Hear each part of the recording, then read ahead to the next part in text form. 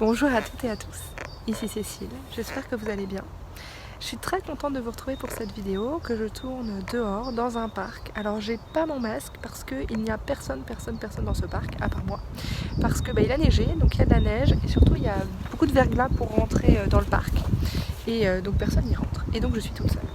Et donc j'en profite pour avoir le soleil en contact avec mon visage, ce qui ne m'arrive jamais en ce moment, puisque je sors toujours avec mon masque. Et qu'en plus je ne fume pas, donc j'ai pas d'occasion de l'enlever et de ne pas le porter. Mais bon bref, c'est pas du tout le sujet de cette vidéo. Je voulais juste vous donner quelques nouvelles. Parce que ça fait encore un moment que je suis pas venue sur YouTube et que à la base moi j'aimais bien faire des vidéos quand j'avais résolu quelque chose ou quand j'avais l'impression de pouvoir apporter une astuce ou quelque chose qui puisse aider sur un sujet. Bon, il se trouve que moi dans ma vie ces derniers mois j'ai tellement de sujets et de chantiers à traiter que j'ai rien résolu en fait. Je n'ai rien résolu du tout et je fais au jour le jour comme je peux et je me dis que peut-être que c'est ça que je peux partager également avec vous.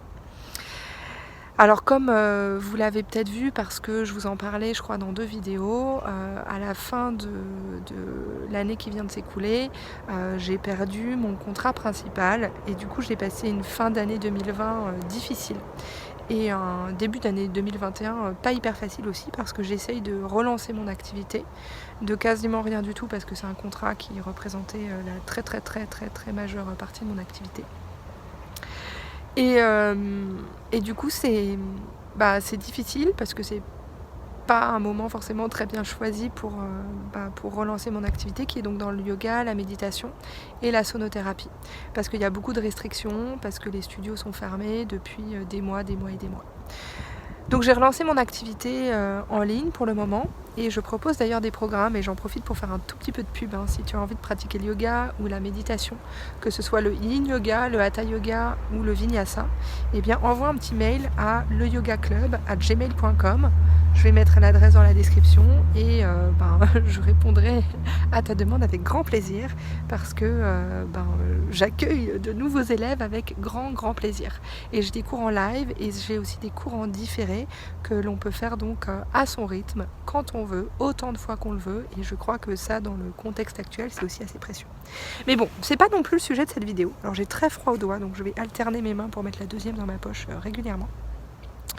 Donc je relance mon activité, c'est hyper dur, je galère, mais bon ça on s'en doutait. Et en même temps j'y crois beaucoup, ça je vous l'ai dit dans ma dernière vidéo, je crois parce que je suis passionnée par ce que je fais et je crois que c'est vraiment ce que je peux faire de mieux. Et je crois que c'est vraiment mon rôle de faire ce que je fais. Et donc du coup j'essaie d'avoir confiance et je m'en remets à l'univers et j'espère que ça va fonctionner évidemment. Mais en tout cas je fais de mon mieux. Mais ça me renvoie aussi à peut-être un sentiment de pas être assez ou de pas être adéquate ou de pas faire assez bien. Parce que quand je me suis reconvertie dans ce métier il y a un certain nombre d'années déjà, c'était un pari un peu fou parce que j'avais un job de manager en entreprise très stable. Mais j'étais pas du tout heureuse dans ce job et je sentais l'appel de l'enseignement très fort. Et donc je me suis reconvertie et c'était un pari fou et j'ai pas mal galéré pendant les premières années évidemment, mais je me suis stabilisée et puis finalement j'ai réussi à faire en sorte que ça fonctionne assez bien. Et puis j'ai eu beaucoup de chance aussi parce que voilà, la chance m'a probablement beaucoup aidée. Et là donc j'ai tout perdu ou presque et du coup je repars encore et je recommence encore. Bon, je suis un peu plus âgée, j'ai quelques années de plus. J'ai été déjà pas mal fatiguée par l'année dernière et du coup ça me redemande de remettre plein d'énergie dans ce projet. Donc je le fais mais je sens en même temps que je suis un peu assaillée par moments par cette impression de pas être assez bien, de pas faire assez bien, de est-ce que je vais y arriver, de franchement est-ce que c'est une bonne idée de se relancer maintenant, etc. Et alors je dis pas ça du tout pour me faire plaindre évidemment parce que déjà c'est une chance énorme de pouvoir essayer et puis parce que j'adore mon métier.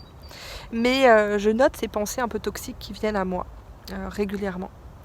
Et pour les combattre, j'utilise mes outils, le yoga, la philosophie du yoga beaucoup. Et c'est ce que j'utilise au quotidien moi pour mener à bien ma mission. C'est cette idée de poser une intention de faire ce qu'on fait avec ferveur, du fond du cœur, et puis de le faire régulièrement, avec discipline, et en même temps de lâcher prise sur le résultat et de laisser le résultat dans les mains de quelque chose de plus grand que nous. Ça, c'est les éléments principaux de la philosophie du yoga, enfin certains de ces éléments, et moi, c'est ce que j'utilise au quotidien pour développer mon business et mon activité. Je dis que c'est mon business parce que même si c'est avant tout ma mission, j'ai aussi besoin de pouvoir en vivre pour pouvoir continuer à le faire. Donc voilà, c'est ce que j'utilise au quotidien pour m'accompagner ou pour m'aider. Et je sais que c'est une période qui est difficile pour beaucoup d'entre nous, moralement ou financièrement, ou sur d'autres plans également, ou sur le plan de l'isolement, enfin sur plein de plans. Et je sais qu'on est plein à avoir eu ce genre de difficultés l'année dernière ou sur cette année. Mais j'ai cette conviction en ce moment qu'il faut qu'on s'accroche tous et que même si c'est un moment difficile, ça va passer. Ça va passer et on va en ressortir plus fort et plus clair sur ce qui est important pour nous. En parlant de ce qui est important pour nous, j'avais envie de vous donner quelques éléments aussi sur le minimalisme et sur ces éléments-là, parce que ça fait très longtemps que je vous en ai pas parlé.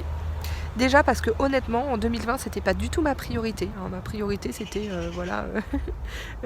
juste traverser l'année, survivre. Et c'était pas du tout ma priorité. Et je me suis demandé si j'étais encore minimaliste ou pas. Et finalement, ma conclusion aujourd'hui sur cette réflexion, enfin c'est pas forcément une conclusion parce que c'est évidemment encore en cours, c'est que le terme n'est pas du tout important pour moi. J'ai pas envie d'être dans une case, ni l'une ni l'autre. Mais en revanche, il y a des choses que j'ai très profondément ancrées aujourd'hui dans ce mode de fonctionnement. Notamment le fait de vouloir me concentrer sur ce qui est vraiment important pour moi. Donc dans ce qui est vraiment important pour moi, il y a ma famille, il y a mon métier qui me tient beaucoup à cœur, le yoga, la méditation, la sonothérapie. Il y a la musique que j'aime énormément. Et il y a quelques petites choses comme ça, et donc je me concentre là-dessus, et c'est vrai que j'ai tendance à laisser le reste de côté. Et donc ça, c'est mon approche du minimalisme principalement aujourd'hui. Mais il y a aussi le fait que, par exemple, on nous a proposé pour Noël de nous offrir un abonnement à un magazine que j'aime bien dans l'absolu, mais que je n'achète pas. Et je crois que je vous en ai parlé donc il y a des années, il y a 3 ou 4 ans sur cette chaîne, mais une des premières choses que j'ai arrêté d'acheter quand j'ai entrepris cette démarche, c'est les magazines, parce que j'en avais accumulé des dizaines et des dizaines et des dizaines et des dizaines au cours des années précédentes. C'était vraiment quelque chose que j'achetais tous les mois. Et en même temps, je ne savais pas m'en débarrasser. Et du coup, j'en avais trop. Et donc j'ai arrêté il y a des années d'acheter des magazines. Et je me suis rendu compte quand on nous a proposé ça que je n'ai pas du tout envie de réaccueillir des magazines dans ma vie. Pas du tout.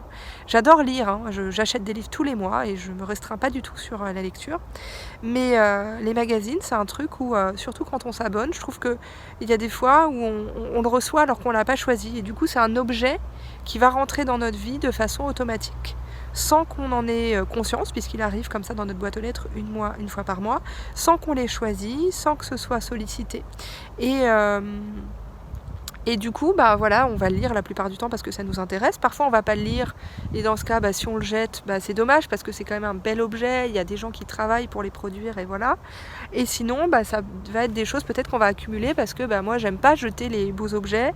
Et donc, dans ce cas, je vais avoir tendance à accumuler.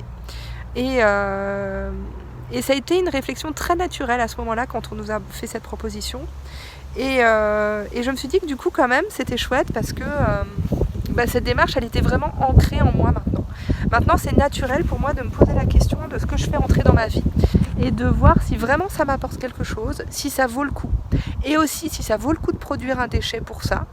Et si la réponse à tout ça n'est pas un grand oui, eh bien, je ne fais pas rentrer cette chose dans ma vie. Et du coup, je suis très contente que cette façon de consommer soit fondamentalement ancrée en moi. Et du coup, s'il y a un conseil que je peux te donner sur le minimalisme, c'est vraiment cette idée de se poser la question de est-ce que ce qu'on fait entrer dans notre vie a de la valeur pour nous ?